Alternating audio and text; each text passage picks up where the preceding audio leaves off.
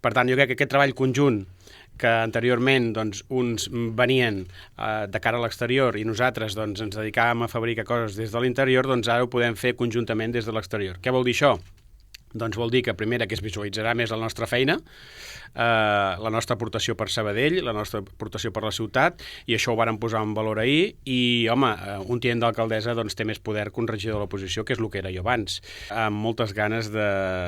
d'inaugurar l'oficina de turisme, perquè és un projecte que per nosaltres és cabdal per visualitzar tota aquesta feina que s'ha fet a Sabadell doncs, els darrers anys per impulsar la marca del Visit Sabadell, la marca Sabadell a l'exterior, posar en valor tots aquests actius i tot aquest patrimoni que tenim a la ciutat, que es visualitzi a nivell de ciutadania, doncs, que l'eix central de la Gran Via doncs, és un eix central doncs, que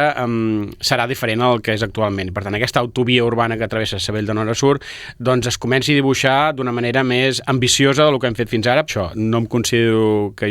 nosaltres aportem polítiques de dretes. Si algun dia tenim temps jo li explicaré tot el que portem al nostre programa electoral i sobretot en temes socials.